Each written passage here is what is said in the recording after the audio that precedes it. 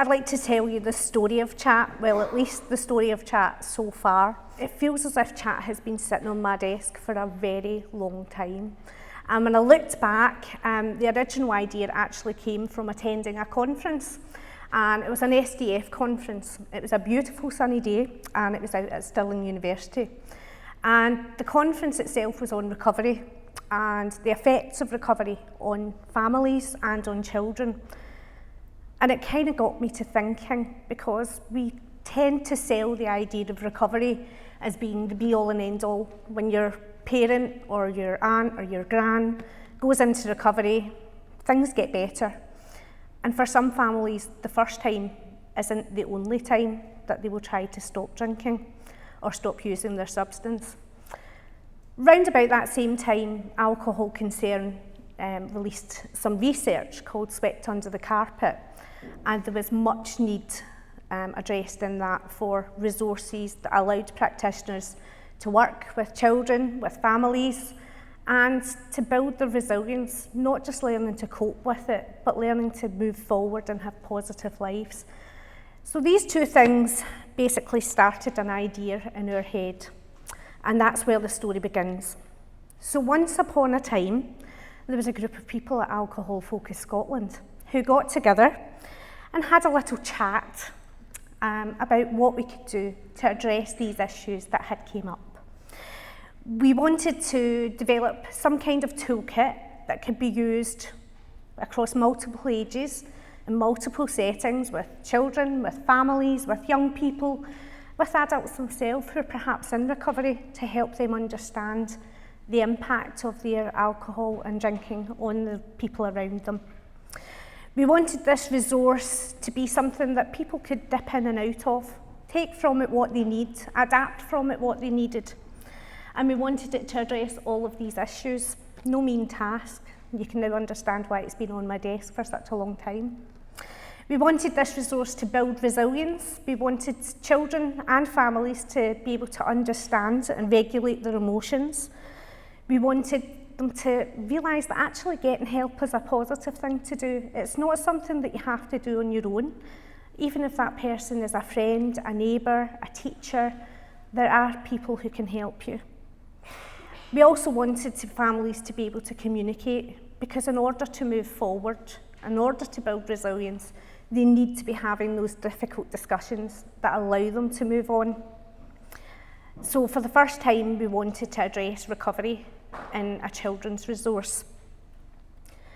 This resource aimed to provide a safe and sensitive way for children and families to talk, to communicate, and to build those relationships that they need to have. We have worked with some amazing people over the last couple of years in developing C.H.A.T. We started off with what was a draft of a Rory book and an Eric book.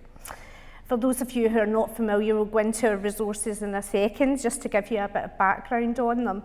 But really, we wanted to introduce the topic of alcohol to younger children. Research supports that although younger children might not totally understand what's happening, they do understand that their parent has a problem with a substance.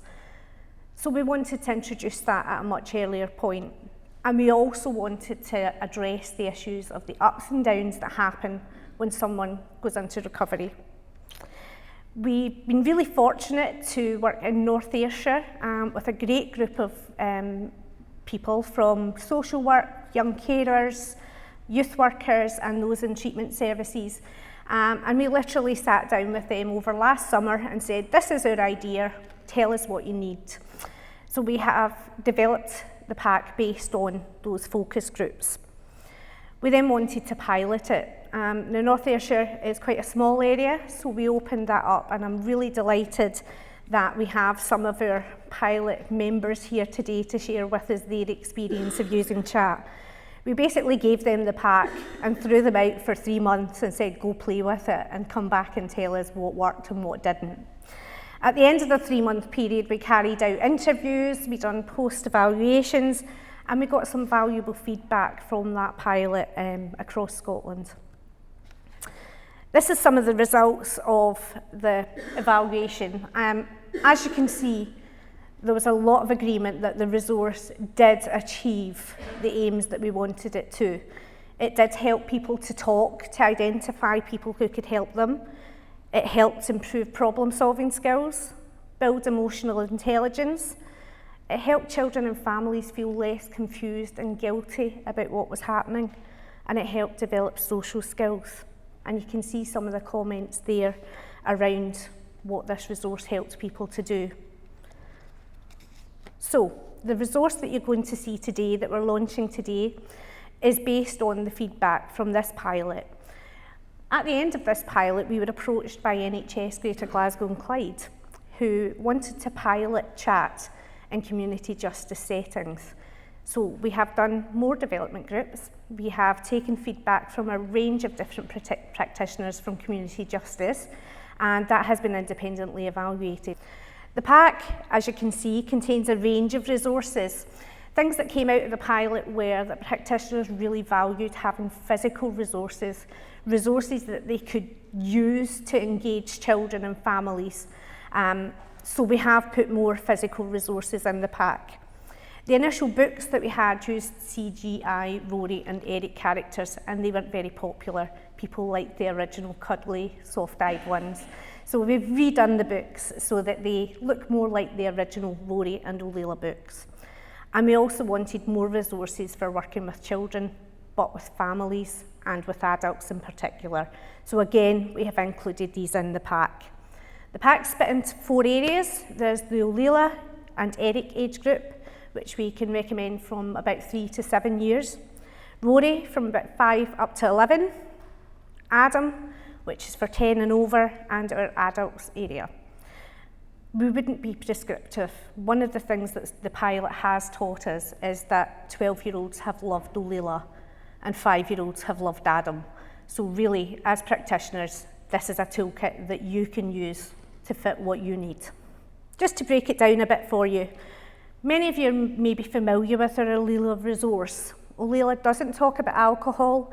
It's a gentle resource that introduces asking for help and finding people who can help you. It helps children to explore their emotions. Olila is widely used in nurseries, and we felt that actually it had a place to sit in the C.H.A.T pack. So we've developed an abridged version in a small book that makes it portable and less timely. But we also, a few years ago, found an Eric the Squirrel puppet. And if anyone has ever been in Alcohol Focus Scotland and walked past my desk, you will know I'm a big fan of puppets. So we really felt that Eric deserved his own book. The Eric book that you can see on the screen just now follows a very similar story to Olila. It talks about Eric getting himself into trouble. He goes through a range of emotions. He doesn't know who to speak to. What Eric's book does do is introduce the topic of alcohol. It introduces the topic of alcohol in a very gentle way. We also have a range of worksheets which were very popular amongst the practitioners during the pilot. They help children just to look at the emotions in an individual way.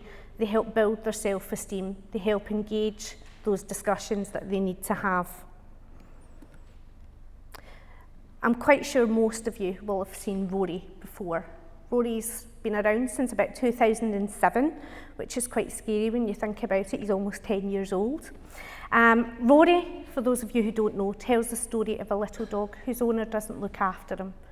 And he thinks he's done something wrong until it's explained to him that it's not his fault. We decided that Rory was the perfect character to move on. And our Rory 2 book, which you can see on screen, actually follows Rory and Fred as they go through the recovery journey. It charts the ups, the downs, the emotions, the seeking help, all of those different things that can make it so difficult. The other thing we wanted to do with Rory was to introduce some practical resources. So we have a range of resources in the pack. There are workbooks, there are activity books, and we also have the Rory Chat and Think game. The Chat and Think game is something that can be done with parents, it can be done as families, it can be done as individuals or as groups of children. Ideally, what we wanted this to do was to move Rory on, to take him to the next level. And the final part that we wanted to address was the need for young people to have resources. In our pilot, we had some worksheets which we found were invaluable for the practitioners. They told us that that was exactly what they needed, but we wanted to build on that. So our 4 Adam characters now have their very own comic.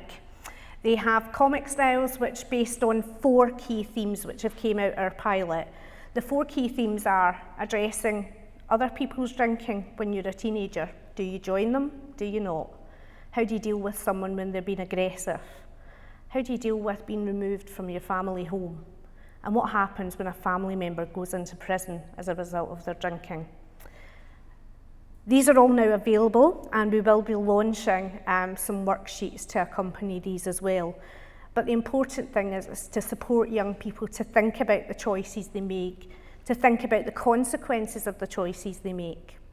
And finally, some pictures which wouldn't be complete without our training pictures. We're delighted that we've had such a great response to the training that we've carried out over the last few weeks. The one thing I would say about our training is it's very interactive, and if you don't want to embrace your inner child, then it's maybe not the best place for you. As you can see, our practitioners love playing games, cuddling puppets. They're very welcome.